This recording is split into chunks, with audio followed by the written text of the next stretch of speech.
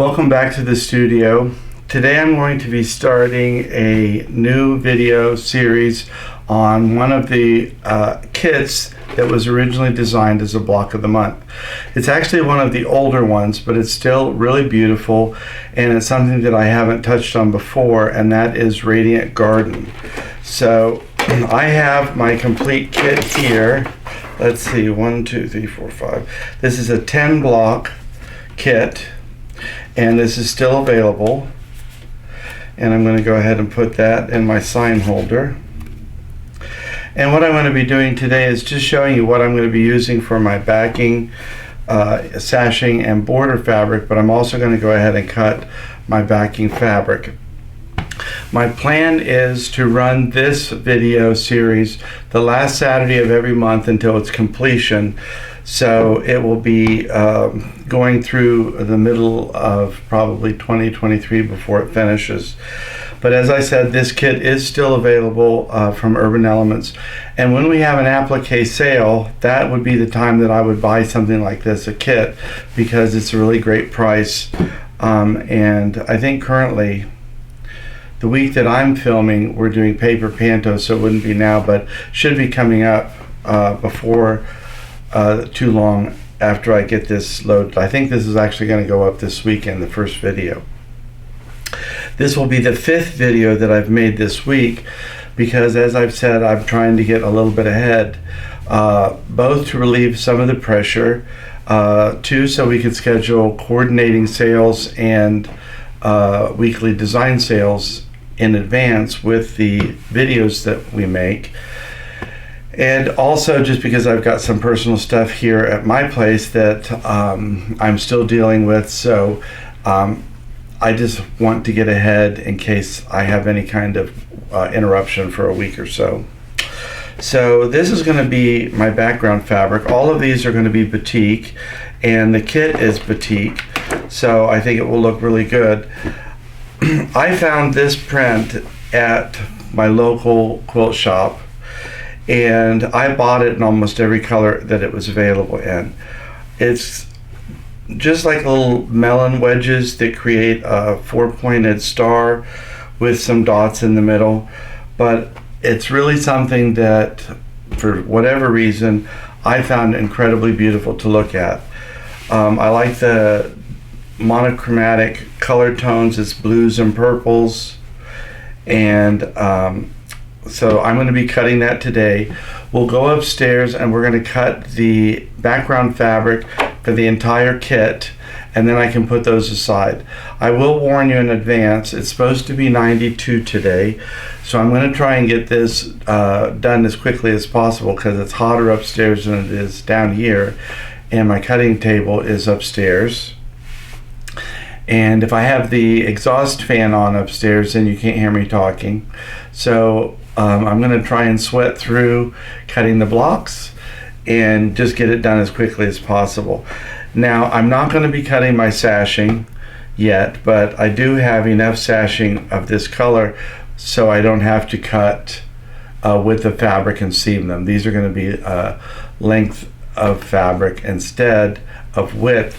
And so it will need to be more accurate, number one, so I will cut it when I get to it, and also I won't have any seams in it, which is just a little thing that is a pet peeve of mine. And when I bought all 3 of these together, I went ahead and got this green that I'm going to use as my border fabric, and I think it looks okay just as it is, and the representation would be more like this anyway.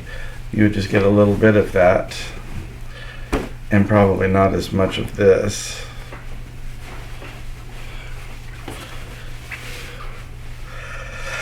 But it makes more sense when you start seeing the kit, because the kit is primarily green with the purples and fuchsia and the orange. So I think it'll make more sense once the blocks get put together, this green border. And I'm not going to cut either of these today. We're just going to work on this. So this will be the kickoff for Radiant Garden. As I said, these kits are still available at the Urban Elements website. And I'm going to move the camera up and we're going to try and knock this out. I will say one more thing. before I go up there. I'm not going to pan around the room upstairs. It is a disaster. I've been trying to work ahead with group project themes, and so I've got everything torn up upstairs. I have different themes of things coming up, and I've been planning those. So I have a pile of vintage quilt tops that I want to quilt. I have a pile of tablecloths that I want to use for the whole cloth series. And there's some things that I want to do with silk also. So on top of just projects that I've been trying to do or have done recently, getting bindings made for all of these little quilts, getting them attached and getting them off to the person who hand whips them for me. So the room's a mess, so we won't be moving the camera around a lot. And I won't even show you me ironing the fabric, which I think is a critical step of cutting. But I will talk about it. So I'm going to move this stuff upstairs, and actually all I need is the cutting instructions. Then we'll go ahead and get ironing and cutting. Well, I'm already sweaty, but I did iron my fabric. We're not trying to sell this, it's just something that I like. We're not endorsed by them. But I really like the Downy Wrinkle Release. It's a spray that you use to get out deep wrinkles on fabric when you're ironing. I kind of like the smell of it too.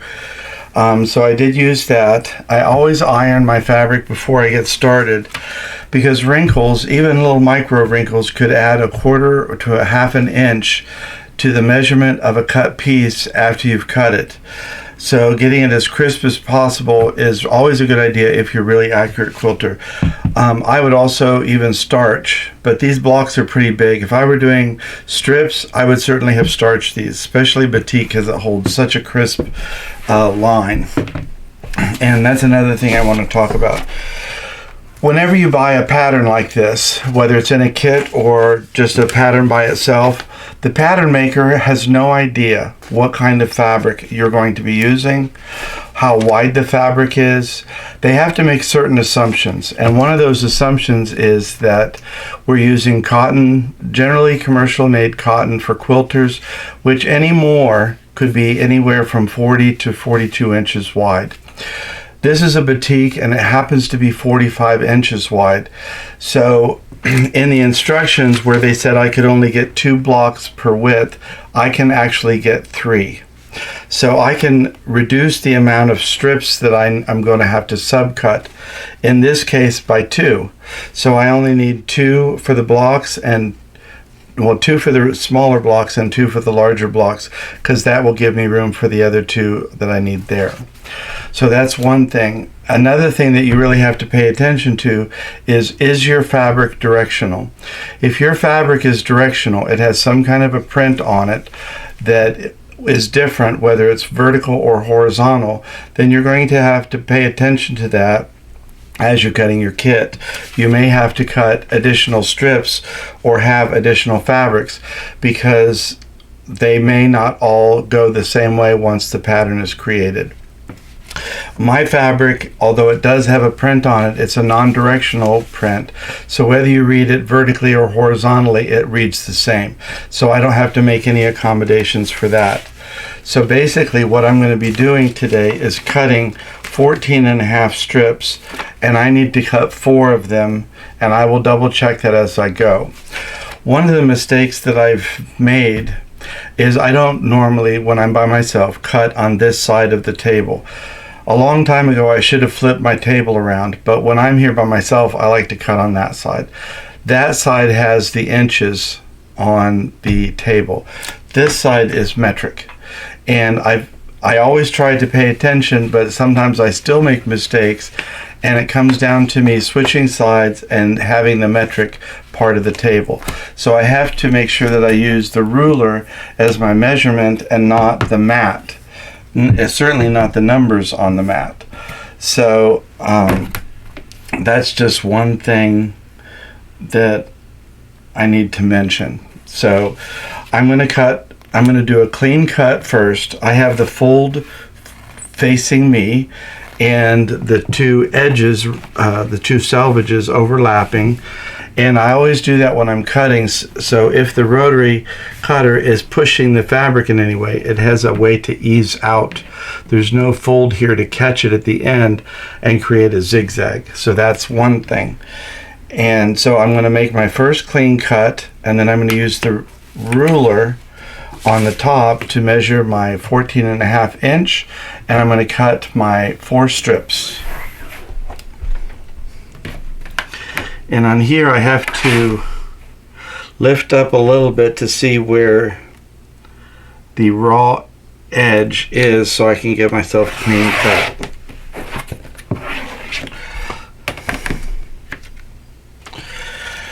So I'm paying attention, and I'm going to do 14.5.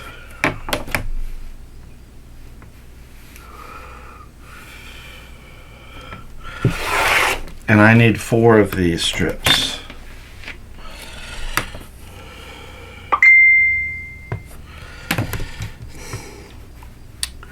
Sounds like somebody just sent a Facebook Messenger message to Urban Elements.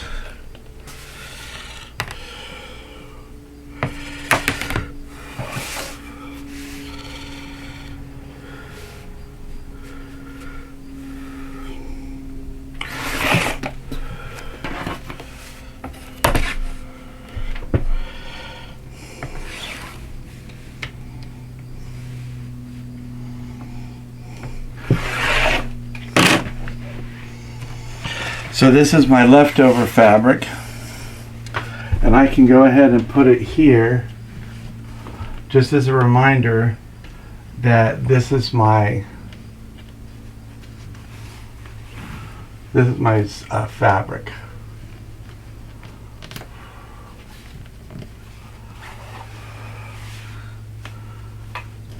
Just to save a little questions, if you're curious, I fell in love with this. This is a French tablecloth.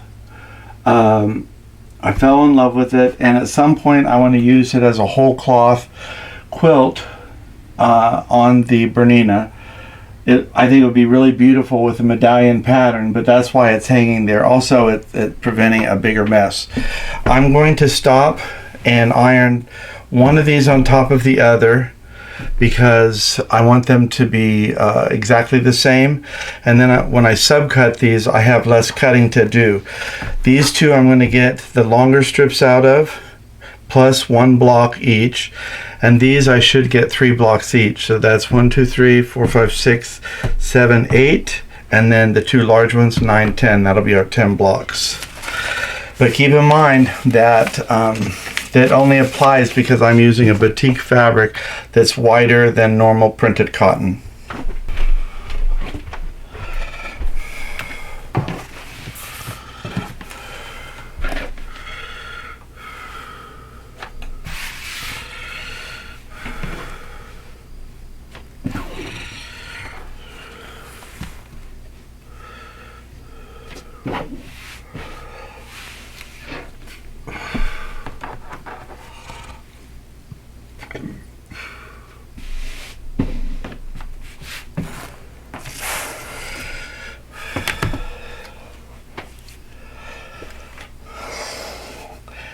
As you can see, I'm sweating bullets already.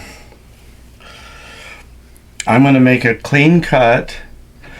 I have these 2 slices overlapped really good. Nothing's ever perfect, but really good. I'm going to do a clean cut at the beginning.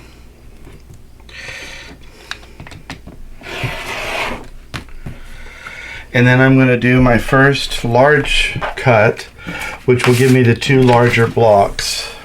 And those are 28.5. So that's 24, 25, 26, 27, 28.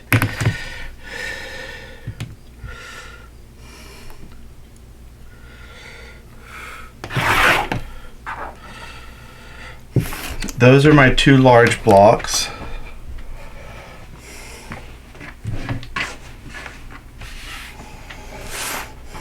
Now I'm going to reposition this and subcut these at 14.5 inches which is the size of all the blocks. All the blocks are 14.5 by 14.5.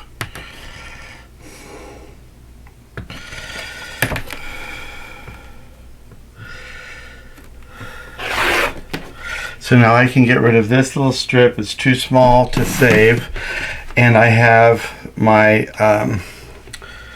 blocks. I'm just folding these real quick on a triangle and seeing that the two edges match, so I know that I've cut those correctly.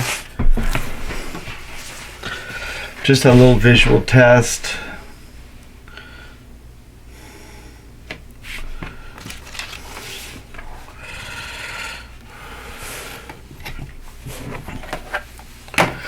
Now I'm going to do the same thing. I'm going to cut a clean cut on the left, but this time I'm going to make 3 sections out of this. I should get 3 14.5 by 14.5 squares, and that'll give me all I need for the rest of the quilt blocks.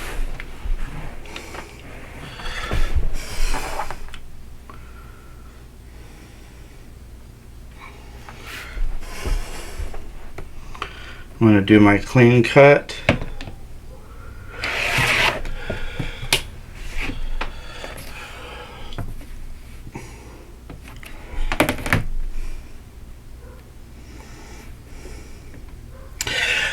I like to use one of the horizontal lines on the ruler evenly with the seam at the bottom or on one of the lines on the mat.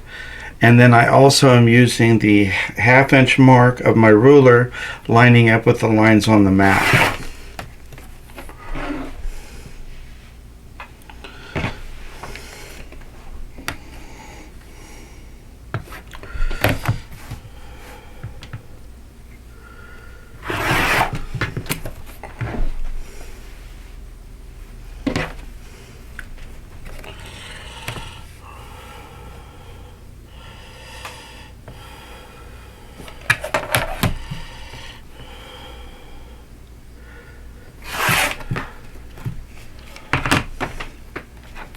So that is it on all of my cutting for the background. Because these are stacked in 2, I have 2, 4,